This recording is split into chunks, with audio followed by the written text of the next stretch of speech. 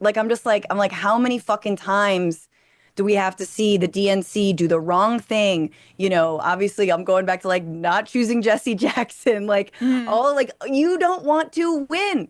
And Mm-hmm. all of the shit about like people of color and this and that and you know, no, all of it's bullshit. It's bullshit. Um, and so yeah, so that's where I'm at is like a little bit jury's still out. And I don't support like I've been openly critical of Jill Stein. I'm not a big Jill Stein person. I really think that third party candidacies need to be either long-term projects from the ground up or again, if someone with import and a lot of following made a break, this is the time, in my opinion.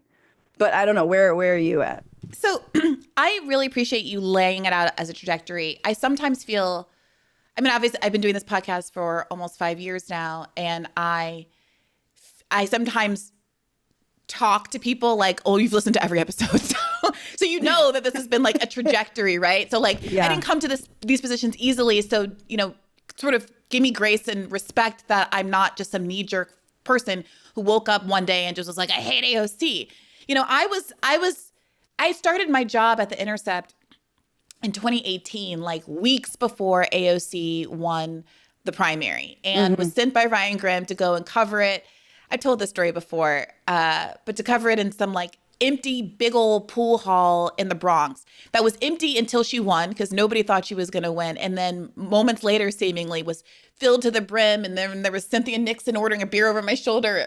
Not literally, but Hmm. you know what I mean? Hmm. Like, and it was so exciting. And you know, I was there as a journalist, but obviously I shared her politics. And it was this amazing moment where I felt like I was starting a new career after leaving the law. And she was obviously taking the world by storm. And, you know, the idea that that my kind of lack of faith in electoralism and in various figures in that movement was created by anything other than them working hard to lose my faith. Hmm. When I was giving them, I had every desire to want to believe it happened. You know, as someone who literally was the national press secretary for Bernie Sanders, sort of being framed as someone who has a knee jerk kind of hater approach to electoral politics, it wasn't that at all. I put a good faith effort into trying it that way, covering it, covering that movement as a reporter, joining it as the 2020 press secretary, and observing, to your point, Fran, I think is a really good one, observing what sort of leverage movement groups can get within a Democratic trifecta. They were Right. told you're going to get a seat at the table. They got the, you know, they flipped from giving Sunrise, for instance, flipped from giving Biden like a F report card mark to going ahead and endorsing. And it's I didn't like it at the time, but let's like, okay, let's see what happens. You know, Hmm. let's see what they get out of it. And if nothing else, the Biden term in the first 2 years in particular were the sort of nail in the coffin for me. That Hmm. proved that Democrats were unwilling to do anything with power when they had it, Hmm. and that they were constitutionally committed because of their donors, but committed because of the structure of the party Yep. to acting against the interests of working people and the people in the movement that I had joined. Right. And that as tough it was going to be to build up a third party, that was more likely to be successful than changing the Democratic Party. And Gaza just further, like, you know, put so many nails in the coffin. It looked like, Yeah. you know, it's made of metal. And I Um, think it's like that really sealed the deal. And I think it also sealed the deal on like wanting to win. I mean, it's really gross to make sort of like the strategic political argument around Gaza because it is just a moral gaping wound for any party that claims to believe in human rights. But really, you're gonna lose. This is massive. It's not just people on the left. It's not just students who believe there's a genocide happening, right? We see it. It's impacting people who do not follow politics, don't really care, don't know, maybe even voted for Trump, and are like, this is awful. It's like the lane is there. And again, coming from the anti-war movement, circa 2003, the lane's always been there. And so it's very upsetting when even someone like Marjorie Greene takes up this in my opinion, bad faith and bullshit mantle of isolationism. Because, it's like, oh, let's redirect militarism Yeah. to immigrants here and the border. But like the anti-war lane has always been there. And Bernie Yep. came the closest to really putting it on a national stage. But since then, Democrats have not only walked away from the anti-war mantle, but even they're so rudderless right now, Brie, like they can't even remember like why Obama was good in the small ways he was good. It's like, yeah, Yeah. multiracial democracy, building a better future. Can you just say that line? Are we so far out of the Obama years? And I guess we are. And also so stupid. And I think, when you see someone like Senator Ruben Gallego going and fundraising with Mark Andreessen, you're like, oh no, we're fucking cooked, yo. Like they want their money. They they see the oligarchies throwing down with MAGA, and yet they're like, well, maybe the oligarchy will like me too. And it's not only a way to, you're losing both. You're losing the base and you're going to lose the oligarchy ultimately when push comes to shove. What you're making me think of is how Democrats love to say things like, Donald Trump could shoot someone in the middle of Fifth Avenue and they have no morals and they have no consistency, they have no scruples. And I don't disagree. They'll say things like, they do deficit hawkery until it comes to war budgets, which we're Right. obviously seeing now with the big, beautiful bill. And all of that is true. I think what Democrats have missed for a long time is that they are also seen as similarly inconsistent and bad faith. And when you have someone like Obama and Bernie, I think they share this quality. Someone who comes along, in Obama's case, I think it was because he had a short political record. So you didn't have the sort of flip-flopping that you see with so many other candidates. And he came out saying these things that felt really ideologically strident. His identity made you want to believe that he was telling the truth.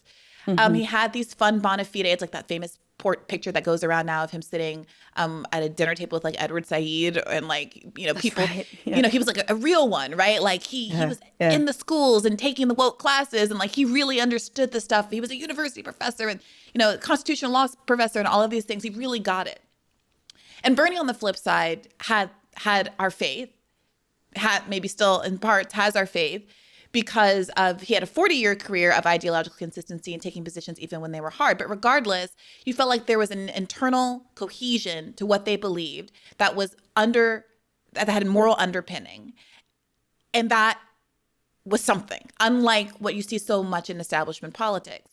And that what Democrats are missing now, it's not just like, it polls badly to like run to the right on immigration, because if you really want conservative immigration policy, you just vote Republican anyway. Or it polls, it's not smart strategy. I think it also is doing something corrosive to people's public trust in the institution and in the Democratic Party, that it might be permanent. Oh yeah. And that's the part. Well, people are fleeing the ship like rats. I don't know that they're quite grasping and contending with. It's the same with this Joe Rogan of the left stuff, not understanding the thread of authenticity that's running through those kinds of programs, whatever you feel of the substantive politics. Right. But when you are like, let's pack up the homeless people actually in your Gavin Newsom, or if you're like so easily willing to throw trans people under the bus after, 5 years ago, someone just drug this back up. 5 years ago, we were in such a different cultural place that McDonald's was doing ads about like Black trans women and how they needed respect. Like McDonald's. Yeah. like if you have those kinds of wild swings and then you want to be the party, unlike the Republicans, the Democratic Party postures itself as like, we care about you, actually. You don't get to be the we care about you, actually. We have the soul of the nation, actually party. When you have a demonstrated ability to go from basically shaming everybody over not being where you are with respect to something like trans issues to being like, F them trans folks anyway. And during Pride Month. Yeah. Well, and this is, I think, maybe where we might disagree. And it's a point that I think is an interesting one because, I say what I'm saying now. And if and when Democrats are running Pete Buttigieg, I'm going to support, like, I will vote for Pete Buttigieg, and I'll tell the people who watch my show to do that. However, because I think it's a defensive mechanism for me. Like, to me, general elections, again, it's like flossing and paying taxes. Nobody wants to do it. You got to do it. It's like and you don't think about it. Just flick the shit in your teeth away, do it. And but that's not, you can't win on a like Francesca's telling her podcast audience that they should do this defensively because that's what I did with Kamala Harris. And it's on the candidate to actually make their platform appealing and actually authentic and believable. And as you said, ideologically strident. So, but I do feel like because the brand is like, hey, it's like, whatever it is, it's like the Lockheed Martin with like a rainbow flag. It's like, I understand that that is in practice the same, but when it comes to pressure, the door is open. It's like the person, again, like these representatives who maybe aren't good on Palestine, but they're good on immigration. There's a window there. There's a way to say, hey, can we be morally consistent and stop sending weapons to Israel? That is way more space to operate in than someone who's like, nah, lock every immigrant up and also nuke Palestine. Like, so that's why, I've always felt that it's pressure. It's what gives movements more space. You got to remember when Occupy popped off. Occupy popped off in the middle of an Obama administration. And it was even on the precipice of re-election. And I remember the reporters would go down there and they'd be like, hey, what do you think about Obama? And they were just like, eye rolls, whatever. Like, we're on some next shit. We're doing this. And I think we saw the ways that when a movement pops off during a Republican administration, i.e. BLM popping off during Trump, tanks are going to get called out. People are going to be disappeared off the streets. People are going to be extrajudicially killed, and not have any due process. That's the difference. And so that's what helped Biden win. Of course, he threw the entire movement that helped him win under the bus. But like, I think that very stark difference, and we're seeing it now, right? The criminalization of Palestine protesters. It was there under Biden. I'm not saying it wasn't, but it is on a different level under Trump. So that's why I make that utilitarian argument without preciousness, right? I don't feel like I've lost a part of my soul because I've voted defensively. I say I do this. It's part of a broader project. It's part of a broader movement. I'm not even gonna think about it. Well, I certainly am not here to make judgments about anybody's soul, and you're certainly not alone in coming to the decision that you came to, Francesca. But let me offer a sort of a counter narrative to the kind of the historical points that you just pointed to. The Occupy movement during Obama administration, there's an argument that if it weren't an Obama administration and the nationwide destruction that the financial collapse had wrought, there's an argument that it would have been orders of magnitude bigger among those same sort of liberal folks and Occupy, lefty folks in Occupy and liberal bastions like New York City and stuff, had there been a Republican target. It's Bush's fault, but he's gone now, and that, in fact, the dismissiveness with which the media, including the liberal media, covered the Occupy movement. Oh, they don't have a message. They're just these silly kids. They're doing stacks, blah, blah, blah. Look at their silly little libraries they're running. Was in part because discontent under a liberal president looks bad for liberals. Protesting, not having any criminal liability for anybody, sending nobody to jail, bailing out the banks looks bad for liberals, and that's quote unquote our team. I think your assessment of Black Lives Matter, I saw you recently did a 5-year anniversary Black Lives episode, and I really commend you for not forgetting about this and for reminding folks that this, yes, was the biggest protest movement in American history. But I would argue that while you're correct that there were tanks and stuff and repression under Trump, there was also positive coverage from liberal media for this movement because it was seen as antagonistic to the current administration.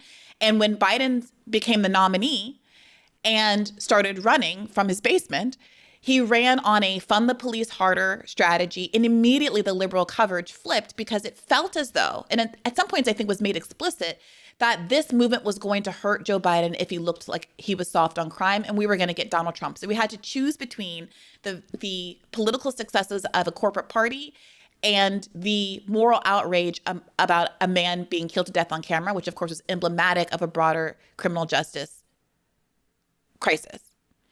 And similarly, you can see this with a lot of stats. I bring up this one about fracking often, that there was a 20-point swing in favor of fracking during the summer of 2020 because Biden started talking about how we needed to support fracking to win Pennsylvania and thus defeat Trump. And we saw, even in the context of Palestine, how there is a willingness now, for a number of reasons, I don't want to attribute it all to electoral politics, to acknowledge that it's a genocide, that these things are bad, et cetera, that during the last year, was not permissible precisely because it was Biden's war, it was Biden's genocide, and we got a different kind of coverage that worked to paper over America's culpability and to castigate and to blame protesters, not just for like being anti-Semitic, in quotation marks, obviously, but for hurting Biden. And so there is an argument, to sum it up, that you get better activism out under a conservative administration. Now, that's not a reason to intentionally cause a conservative to win, obviously, but it is an argument to say that, you know, the stopgap measure, the ameliorative argument for voting blue no matter who is not necessarily accurate. On top of which, you have to contend with the fact that Obama was the deporter in chief, that Joe Biden deported so many people, and that also the argument the Democrats are making right now is that Biden deported more people than Donald Trump. And so that's why you should vote for a Democrat the next term, ostensibly so he can continue to do that. You just don't get the same kind of coverage when Biden is deporting people than when Trump is. Now, to be clear, there's substantive differences. They're yoking people out of, of course. Immigration facilities and stuff like that. But go ahead. I'm sorry. I think it's an interesting argument. I want to draw a distinction between the coverage and the activism. I agree with you on the coverage. I think you're going to get more positive coverage when, we can all rally against, Trumpism and all that's happening. But I disagree that there's more room for activism simply because there's a degree less of repression under a Democratic presidency. And it's just like, but I agree with your assessment about how bad faith everything that Biden did was and how much he pivoted back to like fund the police. But now, I really think it's easy to say like, oh, it's easier to speak out, but the chilling effect of lifting protesters off the street or people who've written op-eds or people who've gotten their green cards, lifting them off the street and disappearing them for months at a time. Currently, Mahmoud Khalil's still in prison. Like, that is something that is going to be felt for generations and generations. And we won't, as we are, and like, I just want to call myself out, like, as I am safely here in my home podcasting, like, no, the repression is very different and it is very real. And if I would be lying if I said that the space for activism is greater now than it was under Joe Biden, because that's just not tangibly true. However, I totally agree with you that the Democrats completely flip-flop and they throw the base under the bus and the activists under the bus, which is kind of back to my first point. It's making sure you never take your foot off the gas if and when a Democratic president is elected. And that's the problem, is we're only now starting to get better and having movements and institutions that sort of are less that aren't immediately demobilized once an election is over. But that's taken a long, long time. And I do think that like Obama cut out his base from underneath him, was like, thanks, guys. I'm just going to take all of the like establishment Democrat advisors. Bye. And the movement allowed him to do that. Right. And I think the same thing with, look at BLM. AOC as well, I would argue, fired all of her initial staff, Corbin Trent and Srikat Chakrabarti and that crew almost immediately after getting into Congress. Sorry, go ahead. No. And I think the BLM thing is a more interesting, discussion. And I've, me doing a 5-year, it's like, who am I? I've not really been on the inside. I've been really waiting to see some of the key players in that movement do a kind of postmortem 5 years on as to where the movement went, where the money went. And I say that not as someone who's like, look, there are a lot of like really messed up stories about like, why did they spend the money on this? Like, I'm not on the inside. I don't know why they spent money on certain things. I'm not here to say that, but I am here to say, where was your lobbying arm? Like, what are you doing on the inside of Congress? How were you not just pounding the pavement, but pounding the doors of Congress to make sure that these lines of like, no, let's fund the police weren't able to, just be proliferated and all this propaganda proliferated. And I do think there was a lack of a serious, long-term institution building from the BLM movement. And I'm again calling in and wanting to be in solidarity and supporting some of these incredible leaders, many of whom I know personally. But I really am like curious about the lessons we can learn if and when, because it really is fucking when, Brie, and you know that another movement like this pops off, because this is all just a backlash to BLM, to Me Too, to Occupy. But like, how do we build these institutions? How do we build candidates? How do we really like take roots so that something like the BLM moment and movement cannot be rolled back in the way that it's been? So, Fran, I completely agree with that aspect of it, and which is why I look, even if we still disagree about sort of whether what did I call it before? Like the what's the word for it when you're just trying to like manage, like keep it from getting worse? I need to eat harm lunch, reduction. obviously. Harm reduction. Even if the harm reduction argument, I don't think is actually true. I think it's borderline. It's a border case. I can't prove that you can't reduce some harm. Obviously, it's but Roe gets overturned under Biden. He never ever threatens to pack the court. He won't do. Get rid of the filibuster. You have activists like Jessica Resnick sentenced 8 or 9 years in jail for climate protesting during the first year of the Biden administration. No comment. You have Stephen Donziger, barely will be covered by the New York Times, which takes funding from Chevron, not so coincidentally. I mean, all of this stuff, to be clear, is happening under Biden without the same level of Cheeto bad, we got to serve out free tacos at Congress, like fervor that Democrats are whipping themselves into a tizzy over. And I do worry that the fact of vote blue no matter who politics, if a Buttigieg comes along, who scares me the most because he's a very able salesman of this kind of new neoliberal pitch and the abundances of the world. And, oh, my Medicare for all is the same as your Medicare for all. Don't worry that it's backed by Cigna. Like, he's terrifying because he's good. And well, it's the same reason I'm never going to get any, I would never get any money. I mean, I never get any money from these candidacies, of course, campaigns, nor would I take it. But it's also like, I guess what I'm saying is like, it doesn't help the room, like the space we have now, the pendulum's not swinging back. The pendulum's staying to the right until those in charge are like, hey, you know what? No more pendulum, no more clocks. We don't do clocks anymore. Yeah, it's the ratchet effect. Right. I mean, but we are so far to the right that number one, Buttigieg is going to fucking lose. I'm going to just say that right now. And I hope that's Buttigieg. right. No, I don't hope that's right. Because if the option is JD Vance or Buttigieg, like I sure as shit hope that's not right. But I also feel like I'm like, I don't even know if we're going to make it to 2028. I don't even know. I can't count on there being free and fair elections. So, but I do agree with you that like, the Biden administration is absolutely proof that the Democratic Party does not want to change. But in the moments, the Bernie moments and the squad moments and some of the Congress people that we do have are like, those are glimmers of hope.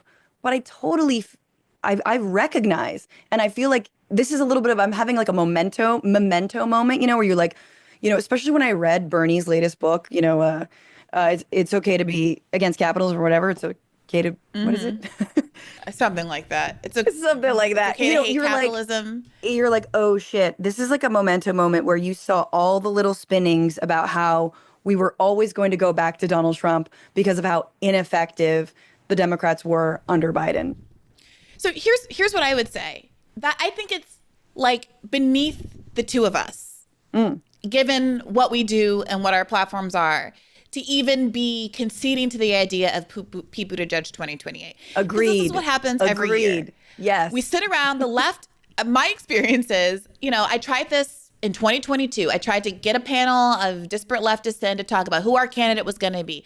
Who should we run? What should their strategy be? Should we run someone on the Democratic ticket? Should they threaten a dirty break? Should they secretly want to do a dirty break so they weren't so pilloried by the Democratic Party? Who would be the best? And there was so much infighting over like who this person could be and da-da-da-da-da that we couldn't even get a conversation off the ground. Is it going to be the third party? Is it going to be the Green Party? Is it going to be the PSL? And then, of course, there was all of this, to get back to your point about the Green Party. To be clear, Jill Stein did not want to run again. Cornel West was the Green Party nominee. For reasons that he's talked about and that Jill Stein has talked about at length on this podcast that people can come to their own conclusions about, he decided to leave the ticket and leave the Green Party high and dry, such that they needed to run a candidate to maintain the ballot access that they've worked hard and been more successful at than any other left third party in the country. And they needed to run a candidate to maintain that. And Jill Stein stepped up to the plate. Okay. Yeah. That being said, if we don't like that scenario, and I think Jill Stein would be the first in line to say, I would prefer not to be the one either, then we have to be talking about supporting the Green Party or whatever, PSL, whatever it is, but supporting a third party now and getting the kind of engagement by the left that's watching all of these shows into a third party movement and developing candidates. I don't know, Matthew Ho, I don't know who it's going to be. Yeah. But instead of doing this like kind of preemptive, well, it's not going to work and it's going to take time and it's going to Totally. because at the end of the day, we're not. I agree with you because, like I'm saying, like I mean, your podcast is big. I respect your platform and your voice, but at the end of the day, it's not even going to be about what we decide or whether we decide to vote defensively or not. And I totally agree with you. It's beneath us. I am curious, yes, about if there is a time to support a third party. It is so now. It is so now before, yes, the conversation around Buttigieg even begins and how gross that's going to be. And which is also why I know we might differ on how we think about AOC, but I think it's also AOC's move right now. And I think she's also someone who the Democratic establishment, in part because of how she's played it and / how she maybe is part of it, depending on how you feel about it, could win the nomination, right? For president, you mean? For president, yeah. Let's talk about her for a second. Do you mind? Oh, sorry, I don't mean to cut you off. No, please. Yeah. I've only begun to think about these things, so yes. So the AOC is sort of scuttlebutt right now, and the latest sort of like test as to whether or not she's the real deal or sort of a sellout is this Zohran Mamdani endorsement. Mm-hmm. And there was a recent poll this past week that showed that he closed the gap significantly with Cuomo. He's in second place. The establishment is melting down very predictably. But given especially now that he's in second place and the fact that Cuomo is a serial sexual harasser and murderer of old people in New York, it seems he's like Italian, really... Brie. Oh my God, my people! How dare you? No offense intended. No offense intended. Hey YouTube, thanks for watching. Just a reminder that this is a podcast. You can catch an extra premium episode every Monday for $5 a month at patreon.com/badfaithpodcast. That's patreon.com/badfaithpodcast for $5 a month, an extra episode every week. Additionally, please do consider liking this video, subscribing to this channel. It helps us out. It helps independent media beat the algorithm. We appreciate you. And as always, keep the faith.